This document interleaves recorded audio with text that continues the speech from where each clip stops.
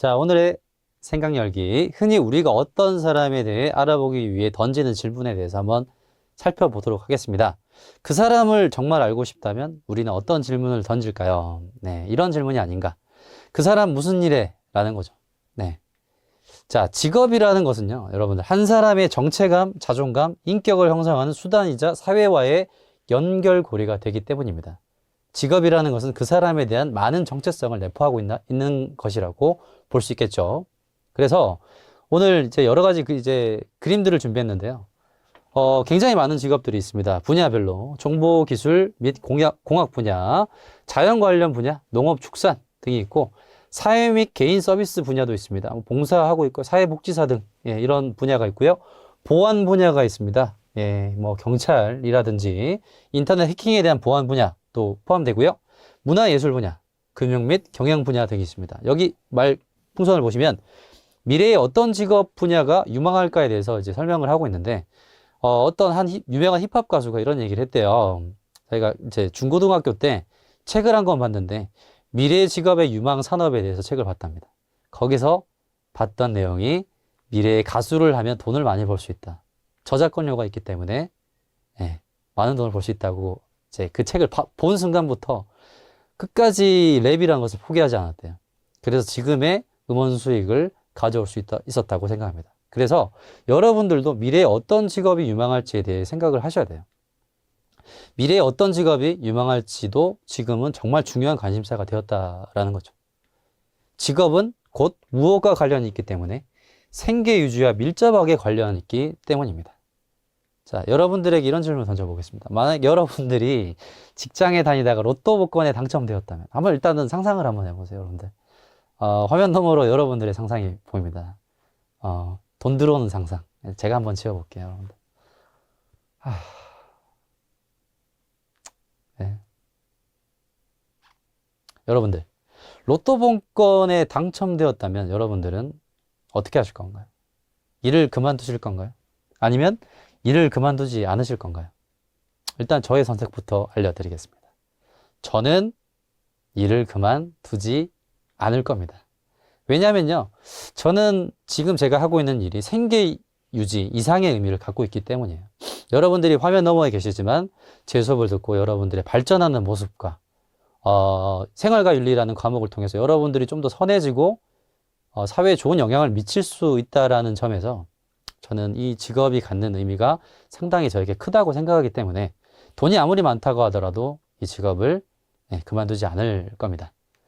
자, 지금 하고 있는 일을 여러분들은 당장 관둘 것인가, 계속 할 것인가, 다른 하고 싶은 직업을 이직을 할 것인가에 대해서 한번 생각해 보셨으면 좋겠습니다. 우리에게 직업이란 과연 어떤 의미가 있을지 오늘 한번 여러분들과 한번 살펴볼게요.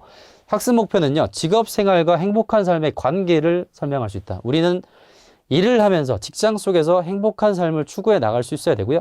직업의 의미와 기능, 동서양의 직업관, 현대 직업 생활과 행복, 학습 내용을 하나하나 차근차근 살펴보도록 하겠습니다. 직업의 의미. 첫 번째, 한 인간이 독립적인 삶을 꾸려가기 위해서 경제적 보상을 받으면서 자발적이고 지속적인 활동을 한다라는 거죠. 여기서 포인트는 세 가지, 경제적 보상, 자발성, 지속성이라는 겁니다. 예를 들어서 보자면, 자, 예가 있습니다. 자원봉사의 경우는 자발성은 있습니다. 경제적 보상은 어때요? 없습니다. 네. 그리고요, 아르바이트의 경우는 경제적 보상도 받고 자발성은 있지만 일반적으로 아르바이트는 지속성이 없다. 단기 알바 형태가 많기 때문에 지속성은 없다고 볼 수 있습니다. 그래서 이제 직업의 어원을 이제 살펴볼 건데요. 동양은 하늘이 맡긴 길이다라고 해서 천직이라고 얘기를 합니다. 그리고 서양은 생계직, 소명직, 전문직의 뜻이 포함되어 있다는 거예요. 이제 하나하나 살펴보도록 할게요. 자, 영어권의 어원을 보면서 한번 먼저 살펴보겠습니다. occupation job. 네, 영어 시간 아니지만 발음 한번 골려봤어요. 자, 생계 유지나 경제적 보수를 얻기 위한 생계직의 성격이다라고 얘기를 합니다. Your job 얘기했을 때 너의 생계직은 무엇이니? 라고 인식하시면 될 것 같고요. 자, 프랑스어 프로페션. 말 듣자마자 좀 어떤 뉘앙스가 풍기세요, 여러분들? 전문직의 의미. 네, 사회적 위상이나 지위가 담겨있는 어떤 전문직의 의미가 담겨져 있습니다. 프로페셔널이라는 말 쓰죠? 네. 자, 그리고요. 라틴어의 보케이션과 영어식 표현의 콜링. 누가 부른다라는 거예요. 누가 부를까요? 바로 네, 신이 부릅니다. 누구에게? 우리에게. 소명직으로서의 직업을 의미한다라는 거예요. 신은 우리에게 이 세상에서 이러한 직업으로, 네, 너는 이러한 직업으로서 다른 사람들에게 영향을 미칠 어떤 소명을 주었다라고 보시면 되겠습니다. 자, 직업의 기능 세 가지를 살펴볼게요. 세 가지. 처음에는 생계 유지의 수단이면서 자아 실현의 매개이면서 사회생활에 참여할 수 있는 기능이 있다라는 겁니다. 자, 서양 직업 간의 역사, 고대 그리스 시대로 갈게요. 직업을 통한 고유한 기능을 발휘하자라는 겁니다. 자, 탁월함이라고 얘기했었던 덕의 실현을 강조를 하죠. 자, 성품의 탁월함 혹은 직업에서의 탁월함을 의미합니다. 자, 그리고요. 이 학자를 빼놓을 수 없습니다. 플라톤. 자, 플라톤인데요. 소크라테스의 제자, 아리스토텔레스의 스승. 예, 플라톤 얘기를 한번 보자면 각자 타고난 기질에 따라서 통치자, 방위자, 생산자 등의 능력에 따라 사회적 역할을 분담해야 한다라고 보고 있습니다. 그래서 플라톤은 인간의 신체를 이렇게 구분해요. 죄송합니다. 선생님 그림 잘 못 그려요. 자, 머리, 자, 가슴, 배로 구분을 하는데, 자, 머리는, 우리 몸에서 머리는 통치자인 귀족을 의미하고요. 가슴은 용기가 있는 방위자, 즉 군인을 얘기합니다. 그리고 생산자는 절제의 덕을 가진 농민을 의미하는 거죠. 그러면 플라톤이 가정하고 있는 이 사회는 계급 사회입니다. 그 계급과 능력에 따라서 사회적 역할을 분담해야 된다는 거예요. 그래서 정신노동보다 육체노동을 열등한 것으로 간주하는 거예요. 그래서 직업 간 위계서열이 존재한다는 점 꼭 기억해 주시면 좋겠습니다. 자, 그리고요. 중세 그리스도교로 가겠습니다. 원죄에 대한 벌, 속죄의 차원에서 노동을 바라본다는 거죠. 우리는 원죄를 지고 있기 때문에 이 원죄에 대한 벌로서 직업을 가져야 된다고 얘기를 하고 있고, 노동을 통해서 이 속죄를, 이 벌에 대한 속죄를 해야 된다라고 얘기하고 있습니다. 자, 징계의 목적은 그냥 벌 주기 위함이 아니라 인간으로서의 개선과 회복이라는 거죠. 네, 원죄에 대한 개선과 회복. 노동을 통한 참된 자기의 본질을 회복해 나가자라는 것이 중세 그리스도교의 직업관입니다.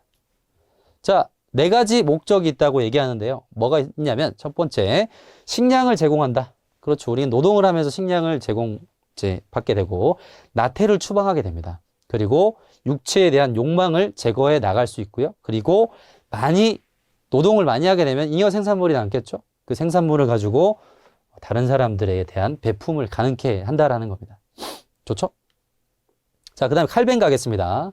칼뱅은요, 신교가 나온 다음에, 그러니까 구교가 있었고 신교가 이제 나오죠. 신교가 나온 다음에, 이 신교를 통해서 직업 속에서 신을 찾고자 합니다. 직업 소명서를 얘기해요. 자, 직업은 누가 준 것이다? 신이 우리에게 준 것이다. 그리고 이 구원 예정서를 얘기를 하는데, 구원은 인간에게 예정되어 있다라는 겁니다. 왜 예정되어 있냐? 아니다. 왜 예정되어 있냐? 그것보다도 그러면 예정되어 있는데 어떤 방식으로 신은 우리 구원이 예정되었다라는 것을 어떤 징표를 통해서 얘기를 할 것인가에 대해서 생각을 해봤는데, 뭐였냐면 직업에서의 성공이야말로 구원의 징표라고 얘기를 합니다. 그래서 직업에서의 근면, 성실, 검약, 이 세 가지 덕목을 굉장히 강조하죠. 자, 그리고요, 베보는 이런 글을 씁니다. 이런 책을 쓰는데요. 자본주의와 프로테스탄티즘 정신이라는 걸 써요. 자, 이건 우리말로 얘기하면 청교도입니다. 청교도. 청교도의 정신인데, 자본주의와 청교도의 정신은 어떤 상관관계가 있는지를 살펴본 내용입니다. 자, 프로테스탄티즘의 직업을 통해서 부의 축적을 인정하는 거예요. 부의 축적을 인정하고 직업 소명설에 근거한다라는 거죠. 자, 그래서 근면성실의 윤리는 자본주의를 성장시키는 원동력이 된다는 겁니다. 자, 근면하고 성실하게 되면 자본주의가 발달해 나가는 지금 이 생산 과정, 그러니까 자본주의 발전 과정 속에서 근면성실은 자본주의를 좀 더 발전시키고요. 그 다음에 여기서 나오진 않았지만 검약의 정신, 검약을 많이 한다는 것은 여러분들 우리가 무엇을 많이 한다는 거죠? 저축을 많이 한다는 거죠. 자본주의에서 정말 중요한 거는 자본주의에서는 투자가 바탕이 돼야지 자본주의가 성장을 할 수 있다는 거예요. 그래서 이 프로테스탄트인들이 가지고 있는 검약의 정신이 저축으로 이어져서 이 저축이 곧 투자로 이어집니다. 투자로 이어져서 자본주의가 좀 더 발전할 수 있었던 계기가 되었다고 이야기를 하고 있다는 거죠. 자, 그리고 사회적 책임을 강조합니다. 직업이 가지고 있는 사회적 책임을 또 강조했다는 점 기억해 두시고요. 자, 이제 동양 사상가들의 직업관으로 가겠습니다. 자, 여기 나오신 분은요, 맹자입니다. 맹자. 자, 어떤 말이 있냐면 대인이 할 일이 따로 있고 소인이 할 일이 따로 있다라는 거죠. 대인은 뭐냐면 도량이 넓은 사람입니다. 도량이 넓고 덕이 있는 사람들 얘기하고요. 소인은 도량이 좁고 간사한 사람들 얘기하는 거예요. 그래서 대인이 할 일이 따로 있고 소인이 할 일이 따로 있다. 어떤 사람은 마음을 수고롭게 하고 어떤 사람은 몸을 수고롭게 한다라는 거죠. 어떤 의미인가 한번 보겠습니다. 자, 직업의 도덕적 성격을 강조하는 거죠. 검약과 절제의 태도를 배우는 계기가 될 수 있다라는 겁니다. 그리고요, 정신노동과 육체노동의 상보성을 강조하는데 아까 얘기했지만 마음이 수고로운 사람이 있고 몸이 수고로운 사람이 있다라고 얘기를 했습니다. 그래서 여기서 보시면 직업간 위계서열이 없다라는 거죠. 우리가 방금 살펴본 플라톤과는 다른 의미입니다. 그래서 두 직군으로 구분을 하는데 노력자와 노심자예요. 힘쓰는 사람과 마음을 쓰는 사람으로 구분을 해요. 그래서 육체 노동자에 대한 노심자, 정신 노동자의 세심한 배려를 강조하고 있다는 거예요. 네. 정신 노동자라고 해서 노력자를 하대하고 낮은 사람으로 봐선 된다, 안 된다? 안 된다라는 것을 얘기를 하고 있습니다. 굉장히 좋은 직업관이죠. 자, 그리고요, 순자로 가겠습니다. 각 분야에 능한 사람을 가려 그 분야를 이끌어 가도록 해야 국부가 넉넉해진다. 자, 여기서는 능한 사람, 즉 능력주의를 얘기를 하고 있다는 거죠. 능력주의. 자, 그래서 순자는요, 유학 사상에서 성악설을 얘기를 합니다. 즉 인간은 태어날 때부터 악하다. 그렇지만 예를 통해서 회복하자라고 얘기를 하고 있죠. 자, 순자는요, 물질적 욕망 추구를 위한 직업활동의 중요성을 강조합니다. 자, 우리가 이 욕망, 물질적 욕망에서 벗어나서 이제 살아갈 수는 없다라는 거예요.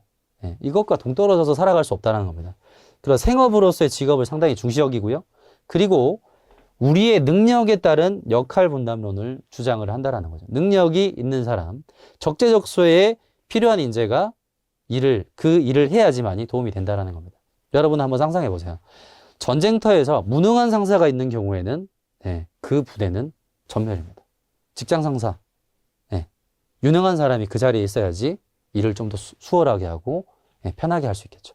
그래서 능력에 따른 역할 분담론, 현대에 시사하는 바가 크다라는 거죠. 자, 그리고요, 정약용 가겠습니다. 공동체의 필요에 따라 능력을 기준으로 3인 구직의 지능을 국가가 배정해야 된다라는 거예요. 그러니까 뭐 이제 신분과 직능을 구분하자라는 거예요. 어떤 의미냐면 도덕적 인격의 기초에서 직업관을 가져야 되고요. 신분에 따른 직업관에서 벗어나고자 하는 거예요. 특히 예전에 우리가 얘기를 많이 했었는데 사농공상이라고 많이 들어보셨습니까? 자, 여기서 상이 제일 끝에 나오죠. 사는 선비사, 농은 농민, 공은 공업자들, 마지막에 상공인입니다.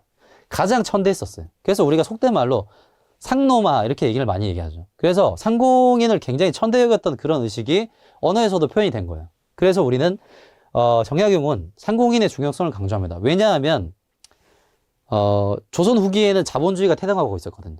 그래서 상공업자들의 물자 이동과 교환이 국부를 증진시켜주는 토대가 될 수 있다라고 본 거죠.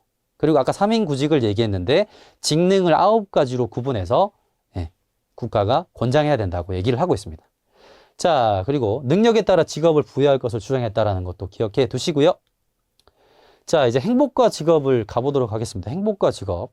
직업 생활을 통해 얻는 것은 뭐 돈도 돈이겠지만 삶의 의미를 찾고 자아 실현에 있다라는 거예요. 일단은 이를 통해서 우리는 행복해질 수 있다라는 겁니다. 아, 연구조사에 의하면요.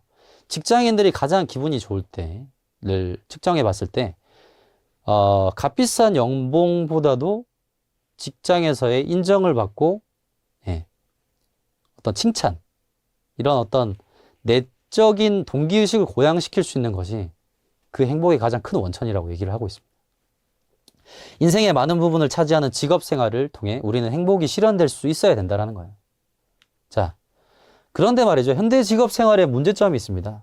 자, 여러분 영화 모던 타임즈인데요. 찰리 채플린 여기 있는데 굉장히 유명한 감독이죠. 무성 영화에 굉장히 무성 영화는 아니고요. 자, 사운드가 이제 들어가는데요. 막 그 배우들의 말은 하지 않습니다. 지금 이 사람이 쪼고 있는 것이 나사예요. 나사인데 왜 문제가 되냐면 분업 체제 속에서 나사만 조이는 일을 하고 있는 주인공입니다.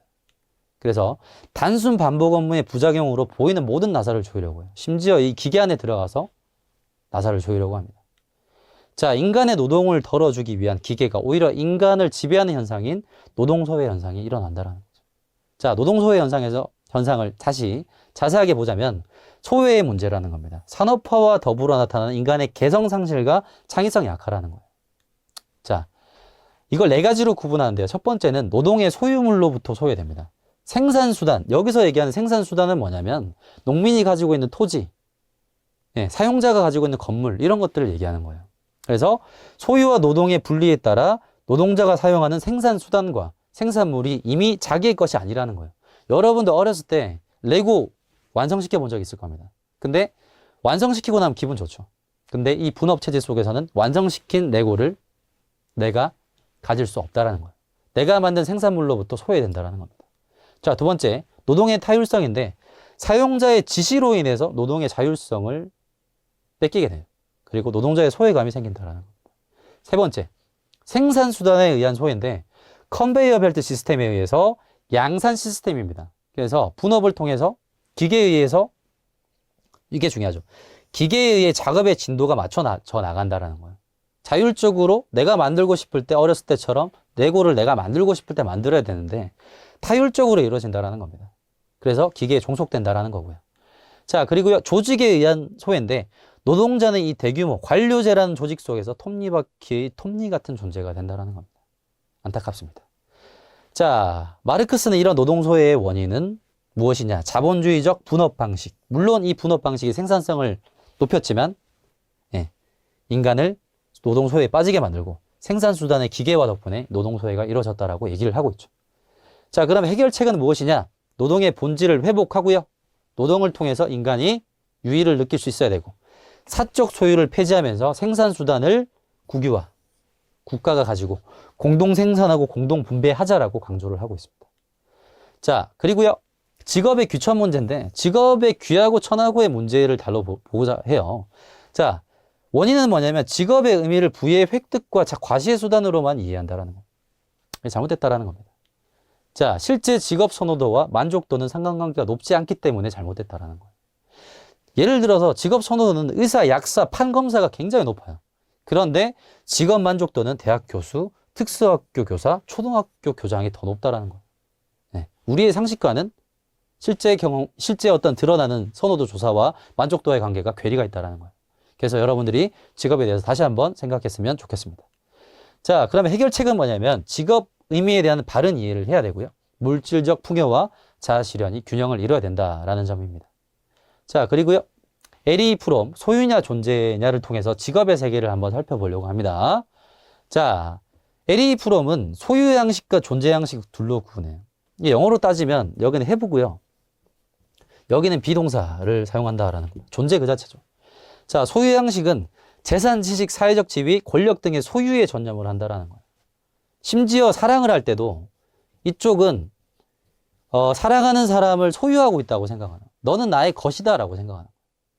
그래서 이런 어떤 의식은, 소유 양식을 가진 사람들의 의식은 사용에 의해 감소될 수밖에 없는 것들을 바탕으로 두고 있다라는 거예요. 한계점이 있다라는 거예요. 근데 존재 양식은 자기 능력을 능동적으로 발휘하면서 존재 자체의 기쁨을 느끼면서 살아가는 존재라는 겁니다. 실행하면 실행할수록 증대된다는 거예요.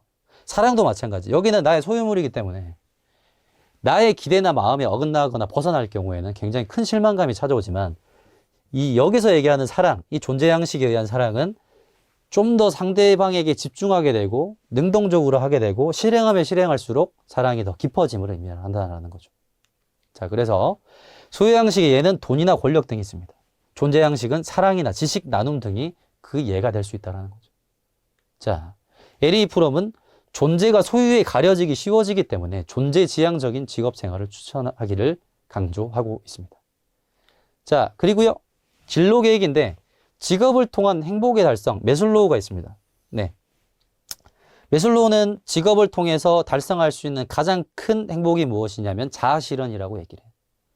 자, 가장 아래에는 생존의 욕구, 소속의 욕구, 네, 존경의 욕구, 마지막으로 자아실현의 욕구입니다. 그래서 진로 준비와 계획이 필요하다라는 거죠. 이런 자아실현을 위해서 설계 과정은 이렇습니다. 자신의 특성을 분석해보고요. 직업을 탐색해보고 구체적 진로 목표를 설정합니다. 그리고 구체적 행동 계획을 수립한다라는 거죠. 자, 그래서 적성과 흥미, 자신의 장단점 찾기 첫 번째. 그리고 희망 직업에 대한 정보를 탐색해보고요. 그리고 선호 직업 정보를 탐색해봅니다. 직간접 체험이 상당히 좋다라는 거예요. 직업의 내적인 특성도 찾아보고 목표를 선정한 후에 10년, 20년, 30년 후의 모습을 끊어서 상상해보기를 추천합니다. 그리고 필요한 역량, 그렇죠. 학력이나 자격증, 경험, 능력 등의 역량 등을 확인해야 되고요. 아무나 할 수 없다는 거예요. 자, 여섯 번째, 세부 진로 계획을 수립해서 제약 기간의 목표와 행동 지침을 작성하자라는 것이 바로 진로 설계 과정입니다.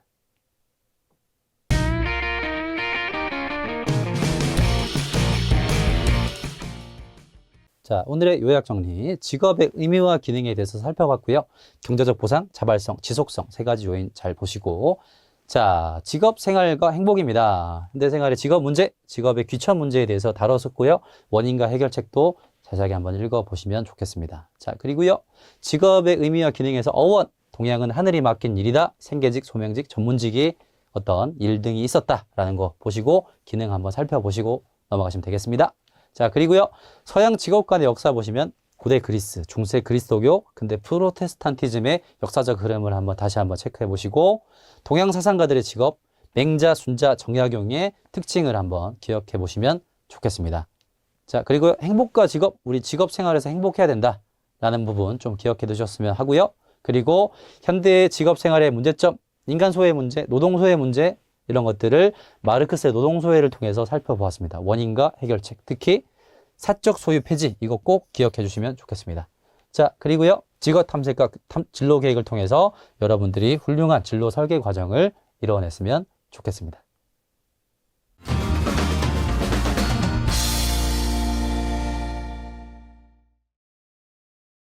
자, 오늘의 생각하기 활동지 청소부가 들려주는 일 이야기입니다. 자, 청소부가 어떤 이야기를 우리에게 들려줄까요? 모모야에게 전해주고 있습니다. 때론 우리 앞에 아주 긴 도로가 있어. 너무 길어. 도저히 해낼 수 없을 것 같다. 이런 생각이 들지. 그러면 서두르게 되지. 그리고 점점 더 빨리 서두르는 거야. 허리를 펴고 앞을 보면 조금도 줄어들지 않을 것 같지? 그러면 더욱 긴장되고 불안한 거야. 나중에 숨이 탁탁 막혀서 더는 비지를 할 수가 없어. 앞에는 여전히 길이 아득하고 말이야. 하지만 여기서부터 보시면 그렇게 해서는 안 되는 거야 라고 얘기를 하고 있네요. 한꺼번에 도로 전체를 생각해서는 안 돼. 우리에게 교훈을 주고 있습니다. 자, 한꺼번에 도로 전체를 보면 안 된다. 알겠니? 다음에 딛게 될 걸음, 다음에 쉬게 될 호흡, 다음에 하게 될 빚을만 생각해야 하는 거야 라고 얘기하고 있습니다. 그러면 일하는 것이 즐겁지. 그게 중요한 거야. 그러면 일을 잘 해낼 수 있어. 그래야 하는 거야. 한 걸음 한 걸음 나가다 보면 어느새 그 긴 길을 다 쓸었다는 것을 깨닫게 되지. 어떻게 그렇게 했는지도 모르겠고 숨이 차지도 않아. 그게 중요한 거야. 여기서 우리가 얻을 수 있는 교훈, 한 걸음 한 걸음 나가자라고 얘기를 하고 있습니다. 자, 1번 청소부의 이야기에서 일에 대한 자세로 배울 점을 찾아보자. 여러분들에게 한 4, 5초 정도 시간을 드리도록 할게요. 자, 답안 작성이 마무리됐다고 생각하고 답안을 공개하도록 하겠습니다. 자, 천리길도 한 걸음부터라는 속담처럼 일에 있어서 한 단계씩 해나가다 보면 일의 완성에 도달해 있다는 사실을 배울 수 있습니다.